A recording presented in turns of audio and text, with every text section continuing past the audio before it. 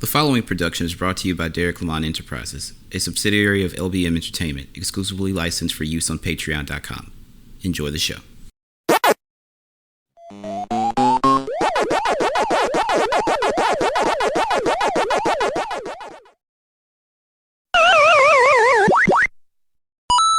Welcome back to Patreon.com/The Derek Lamont Experience, your one-stop shop for your gaming news. Very special episode. It is Monday, November 13th. You guys are getting this on Tuesday, November 14th, unless you're on Patreon. So it's going to be a double dip on Tuesday because obviously... Actually, no, it won't. I'm sorry.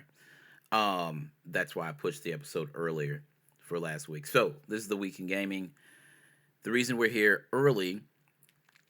We're technically right back where we should be. Anyway, it doesn't matter. The reason we're here is because the nominees were announced today for the Game Awards. Now, I do want to highlight the Golden Joystick Awards because those were released.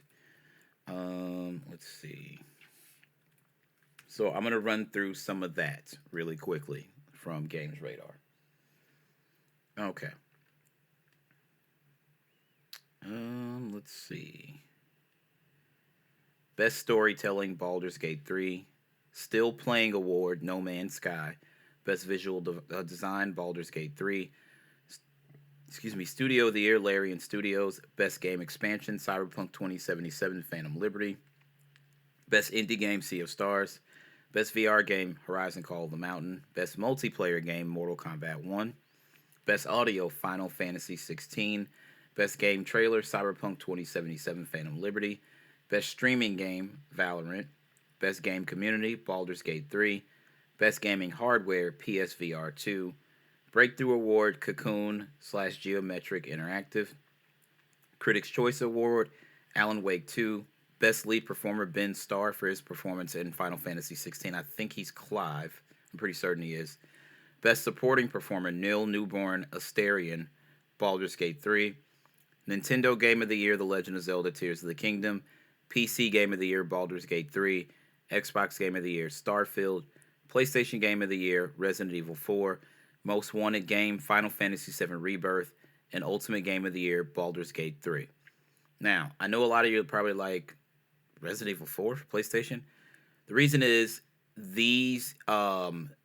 the cutoff date for these awards were in late August, I believe. So Spider-Man 2 was not out at that point. However, I would like to add, Final Fantasy 16 is console exclusive to the PlayStation 5, and clearly you gave an award for that, or actually multiple awards for that in other categories, so I think that would have worked there as well.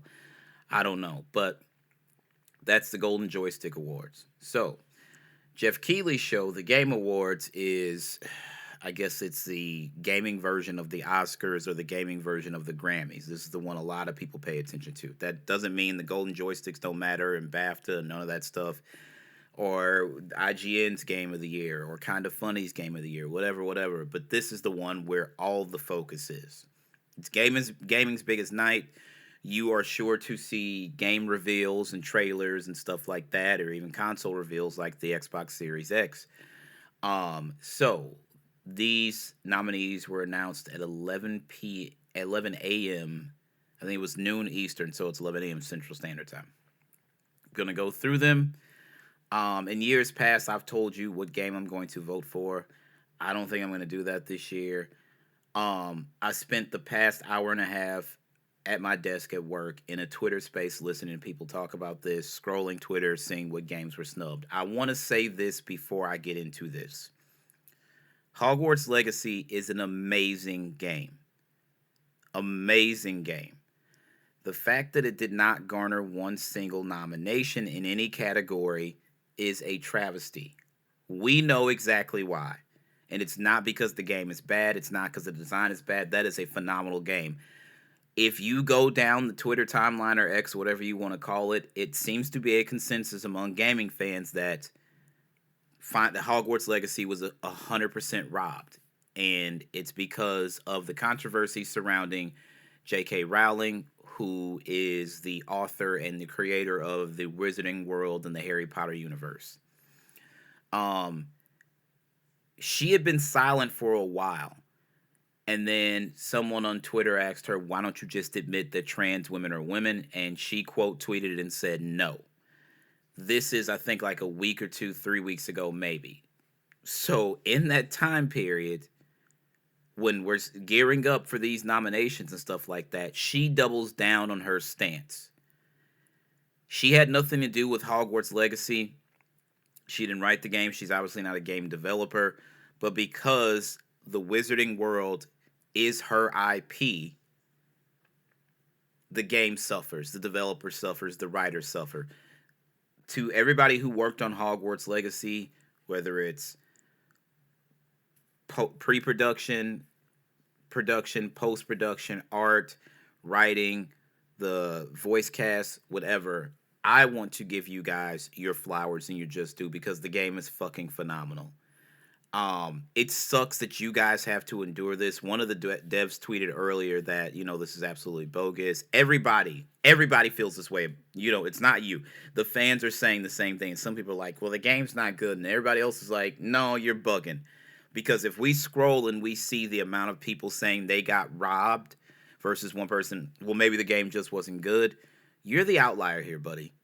I don't know if you understand how numbers and majority and things like that work, but you're one of the few people saying the game is not that good. And here we are. So, having said that, we're going to go ahead and get into these nominations. Again, I'm not going to tell you who I'm going to vote for. I will be casting my vote once I finish recording here. So, the big one that everybody's always concerned with is Game of the Year. So, once Jeff, the funny thing is he tweeted, hey, remember this, and the third. Everybody's like, yeah, he's doing this to forewarn people so there won't be any backlash when the game they want to get nominated doesn't get nominated. Once he confirmed that there would only be 6 games, everybody's like, somebody's out. When the Alan Wake 2 scores came out, everybody's like, somebody's not going to make it. So here are the nominations for Game of the Year. Alan Wake 2 by Remedy Entertainment / Epic Game Publishing. Baldur's Gate 3 by Larian Studios. Marvel Spider-Man 2 by Insomniac / PlayStation Studios. Resident Evil 4 by Capcom. A lot of people up in arms about that because it's a remake. Super Mario Bros. Wonder, Nintendo EPD / Nintendo.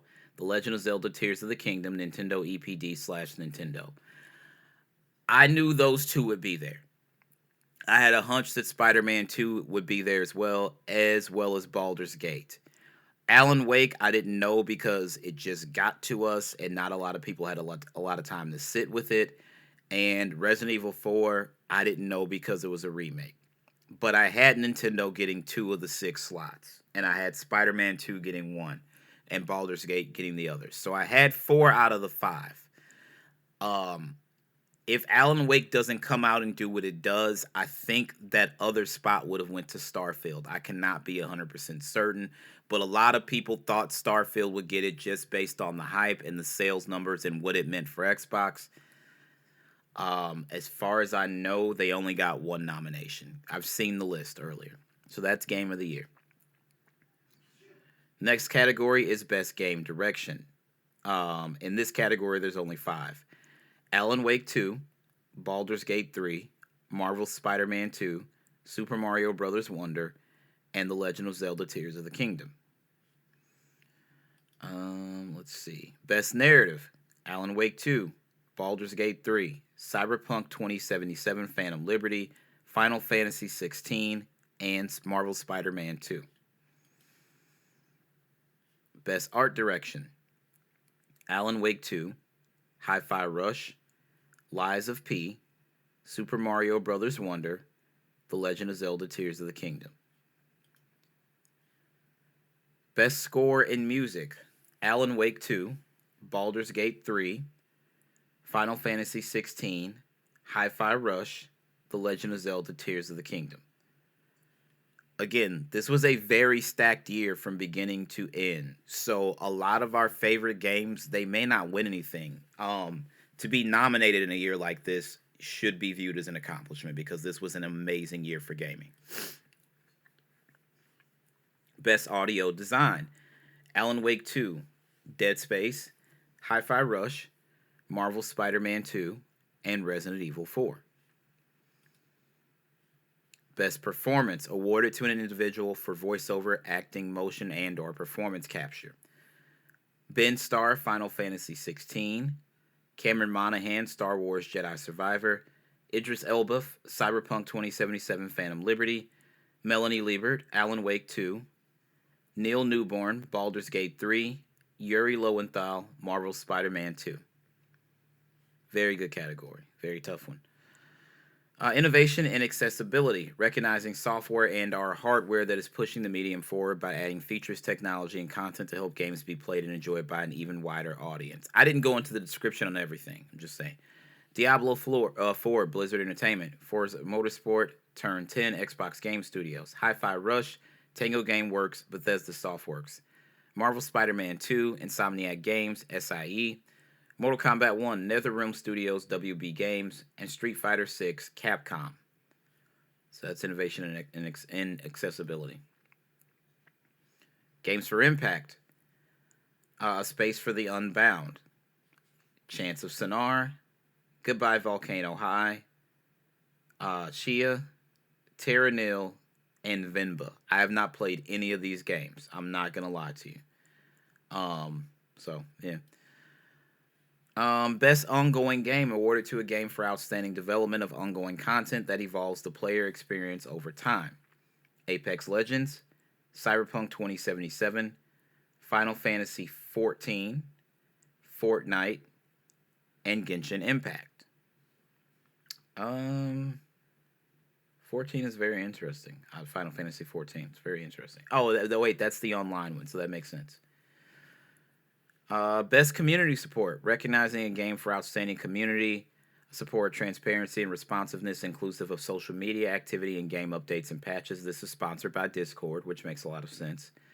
Baldur's Gate 3, Cyberpunk 2077, Destiny 2, which is laughable considering, Final Fantasy 14, and No Man's Sky. It's very interesting that Fortnite is here, nor is Call of Duty Warzone or Apex Legends. Those games get supported, so this is very interesting. And Baldur's Gate 3, it's an RPG. This is interesting. I don't know. Not my place. Not my place to say anything. Best independent game. So a lot of people are up in arms about this as well. Just going to say.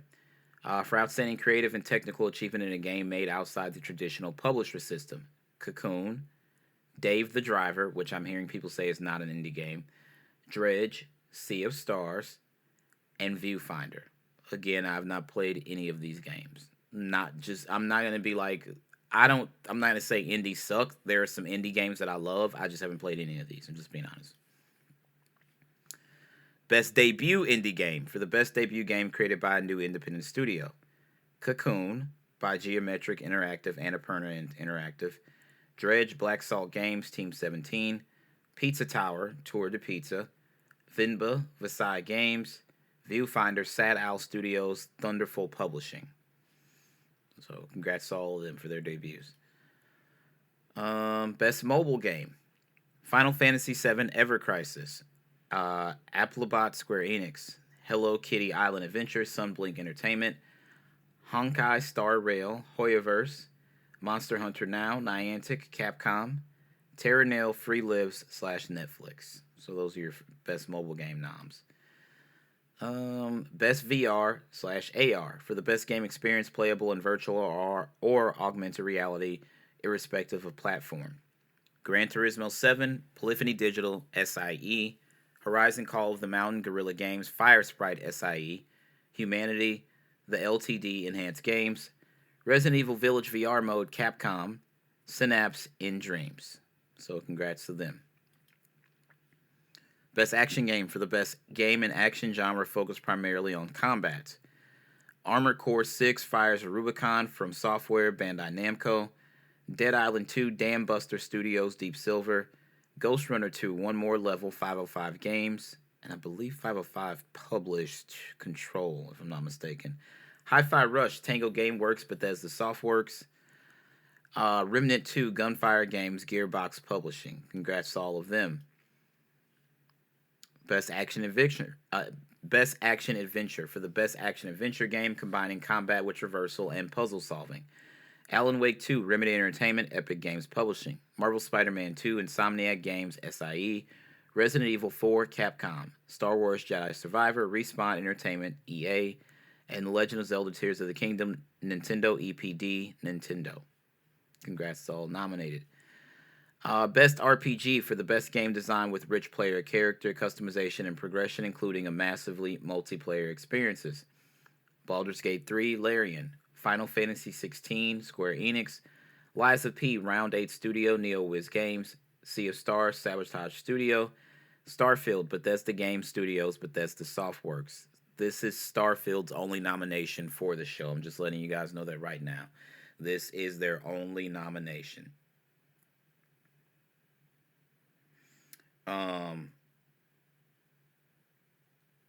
Let's see. Who's next? Best fighting game for the best game design primarily around head-to-head combat. God of Rock, Modus Studios, Brazil, Modus Games. Mortal Kombat 1, NetherRealm Studios, Warner Brother Games. Nickelodeon All-Star Brawl 2, Ludosity, Fair Play Labs, Game Mill Entertainment. Pocket Bravery, Cetera Studio, P-Cube. Street Fighter 6, Capcom. Best family game for the best game appropriate for family play irrespective of genre or platform. Disney Illusion Island, Diala Studios, Disney, Party Animals Recreate Games, Pikmin 4, Nintendo EPD, Nintendo, Sonic Superstars, Arzest / Sonic Team / Sega, and Super Mario Bros. Wonder, Nintendo EPD / Nintendo. Best sim or strategy game. Best game focused on real-time or turn-based simulation or strategy gameplay irrespective of platform. Advance Wars 1+2, Reboot Camp, Way Forward, Nintendo. City Skylines 2, Colossal Order, Paradox Interactive. Company of Heroes 3, Relic Entertainment, Sega. Fire Emblem Engage, Intelligent Systems, Nintendo. Pikmin 4, Nintendo EPD, Nintendo. Congrats to all nominated. Best sports or racing game, EA Sports FC 24, EA Vancouver, EA Romania, EA Sports. F123, Codemasters, EA Sports. Forza Motorsport, Turn 10 Studios, Xbox Game Studios. Hot Wheels Unleashed 2, Turbocharged, Milestone. The Crew Motorfest, Ubisoft, Ivory Tower, Ubisoft. Congrats to all nominated there. It's interesting. Madden 2K, not there. The sports category is almost basically a racing category. There's one actual sport that you would play, in uniform. Not that race. I'm not getting into that conversation. Fuck it. But it's racing. So they need to split those. They need their own categories. That's ridiculous. Best multiplayer, also sponsored by Discord, for outstanding online multiplayer gameplay design, including co-op and massive multiplayer experiences, irrespective of game, genre, or platform. Baldur's Gate 3, Larian Studios. Diablo 4, Blizzard Entertainment. Party Animals, Recreate Games. Street Fighter 6, Capcom. Super Mario Bros. Wonder, Nintendo EPD, Nintendo. This is interesting. I have not played Mario Wonder online. I would assume it's pretty good there. Otherwise, I don't think they would have got nominated. But Nintendo, the thing is, people talk about power. We have a more powerful console. The Xbox is the world's most powerful console. At the time, the PlayStation 4 was the most. PlayStation 4 Pro was the most powerful console. Clearly doesn't matter. The Nintendo Switch is comparable to a PlayStation 3 or an Xbox 360, and they've put out nothing but bangers since it launched in March of 2017, and they've had Game of the Year nominations damn near every year since then. So, the whole power conversation can go out the window. I'm just saying. Best adaptation, recognizing outstanding creative work that faithfully and authentically adapts a video game to another entertainment medium. I'm going to read off the nominations, and I'm going to tell you guys right now, this is a two-man race. I'm telling you guys that right now. Castlevania Nocturne, Powerhouse Animation, Netflix. Gran Turismo, PlayStation Productions, Sony Pictures.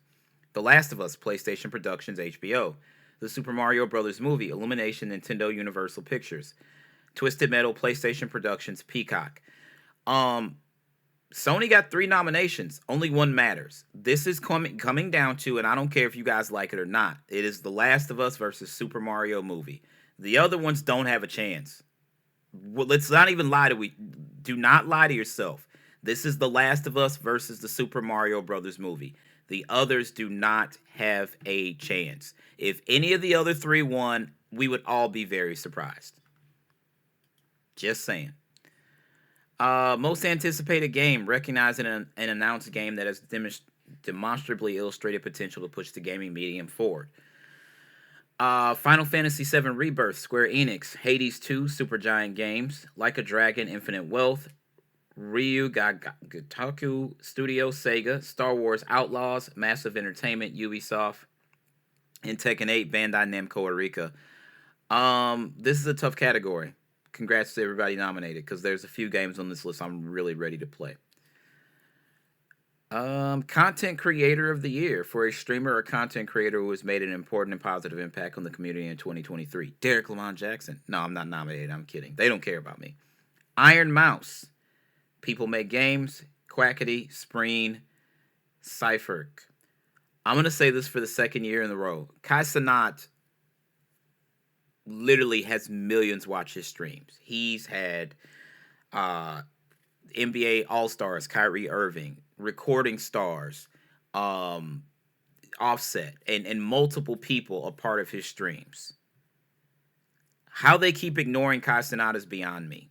And it feels a certain way. I'm not going to get into it, but it feels a certain way. Best esports game. For the game that has delivered the best overall esports experience to players, inclusive of tournaments, community support, and content updates, irrespective of genre or platform. Counter-Strike 2 by Valve, Dota 2 by Valve, League of Legends, Riot Games, PUBG Mobile, Lightspeed Studios, Valorant, Riot Games. Congrats to all. Best esports athlete. The esport athlete judged to be the most outstanding for performance and conduct in 2023, irrespective of game. Lee Fakers Sang Hyuk, League of Legends, Matthew Zaiwu Herbo, CSGO, Max Demon 1 Mazanov, Valorant, Paco Hydra, Rusty Weeze, Call of Duty, Park Ruler J Hawk, League of Legends, Philip Imperial, Dosen, Apex Legends.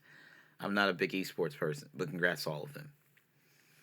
Best esports team, recognizing a specific esports team, not the full organization, judged the most outstanding for performance and conduct in 2023.